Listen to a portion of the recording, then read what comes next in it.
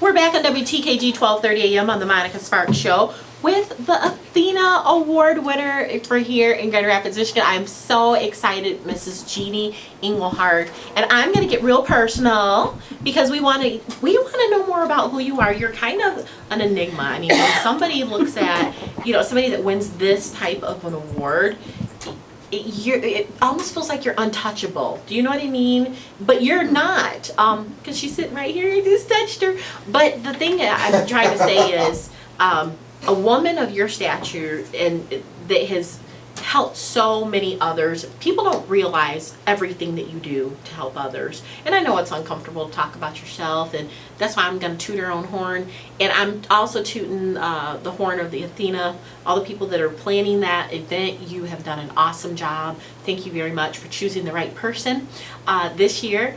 But let's just talk a little bit about how does that feel when, I know you're kind of speechless, but how does that feel to know that you have affected the lives of so many others? Well, it feels good. I mean, it feels good. I had... But you don't realize you do it, do you? No, I guess I don't. There you go. But no. I know, last night it really hit home with me in that someone came to this reception I was at and came up to me and said, I specifically came to this reception because I wanted to meet you. And she said, I've been in Grand Rapids for, I think she said 3.5 or 4 years, and it was the leader of one of the nonprofits locally, the Habitat for Humanity, and she said, I wanted to meet you because when I came, you sent me a handwritten note and said, congratulations on the position and how wonderful, Habitat was. And I said, oh, I've done the Women Build with my granddaughter and a couple things. And she said, I just want you to know, she said, I had to meet you because it meant so much to me. And I thought, gosh, it's such a little thing. I've never met this woman, and it was very touching. I mean, I was just moved to tears. I thought, oh my goodness, little things mean a lot, and they do. You take them for granted, So you do take them for granted, but I do feel good about that. That's the reason that they chose you, because you've made those impacts over and over many times, and you don't even know it. And that's the thing I like about, Power Diva like yourself. You do these types of things because it's in your nature. It's just part of who you are. You want to help other people and you want them to succeed. So all they can think about is, oh, I remember when, but all you thought about was, oh, it's just something that I normally do. Hey, I want you to feel welcome, and I want you to know that you're appreciated, over here or there. And to go through that and to go through your life like that is a life of service. And that's what the ATHENA award is all about. Having achieved the highest level of professional service, contribute time and energy to improve the quality of life for others in the community, and actively assist others, particularly women, in realizing their full leadership potential. Miss Jeanne Englehart, tell us a little bit about your personal life. Like, I know you're married, she's got 7 grandkids. That's right. I have some grandchildren. I have two sons, and I have 2 stepdaughters. My husband, Jack Novick, who is the love of my life, and I married him 19 years ago, but I had to kiss a lot of frogs. So to get to that prince. And it's been a great run with him, because I grew up in northern Michigan in a very, very poor family.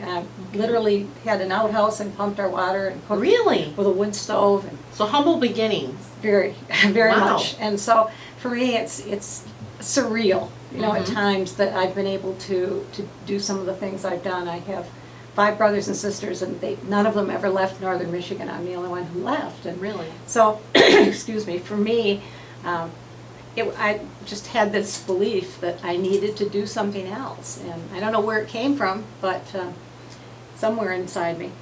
Well, it's a guide. It's like you're part of your inner being, the principle that you have of life, and probably being in the outhouse, it gave you a sense of humility.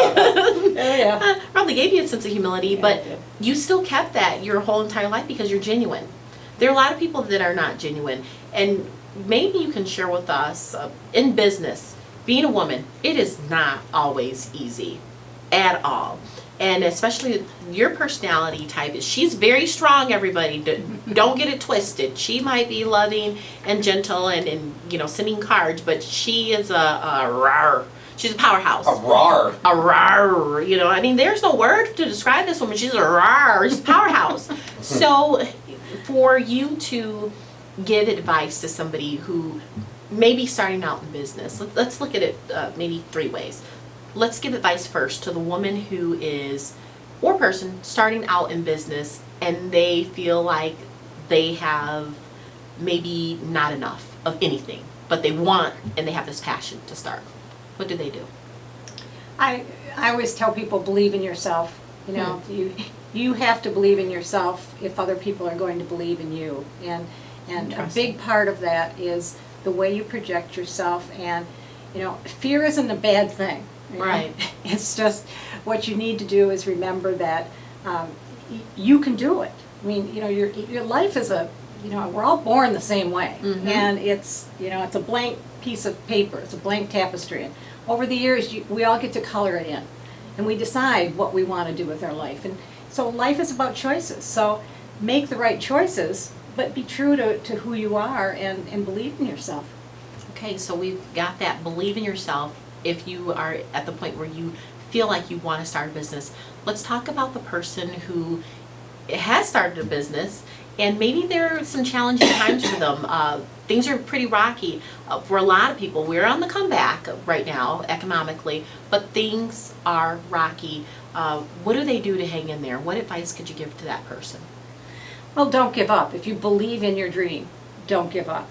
And sometimes when you believe in your dream and things are rocky, you have to make decisions that may not be decisions you would have made if things were different. So for example, you know, there was points in when I had my business that I had partners along the way because I didn't have the money to grow the company the way it needed to grow. So I had to take partners that were, and again, men, that had the money and could back the company.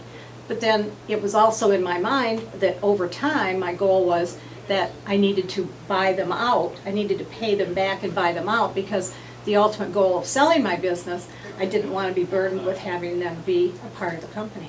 Okay, so make decisions, you know, that you have to do what you have to do to survive. Okay, so make decisions, do what you have to do to survive. And last but not least, for that person who is in business successfully, and success is relevant, but who wants to think about going to that next step of, okay, maybe I need to retire and give back.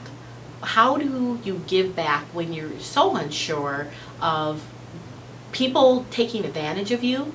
How do you give back when you're so unclear as to how you want to be perceived when you're giving? You don't want to seem like a wuss, of course, and you don't want to seem like somebody who is just giving away the farm, but what's that happy medium? We have to follow your passion. I mean, that for me, it's, you know, I'm on the board of the symphony. Okay. I've always been passionate about the symphony, and so for me, it's really, it's finding that passion, and then what's the thing that I can do that moves my soul? Okay. The thing that makes me feel like, wow, this is, you know, this is important. Okay, so we need to follow our passions, make sure that we believe in ourselves, and it sounds like you're saying stay strong, stay affirmed in who you are, and make sure that you don't think about what others want, but think about what your needs are. So there's nothing wrong with being a little selfish in business. No, because if you find your passion and you're doing something you love, you'll be successful. And we are very thankful for you joining us here on the Monica Sparks Show today. Miss Jeanne Englehart, who is the ATHENA Award winner for this year. Thank you for joining us. Thank you. And we appreciate all of your wisdom.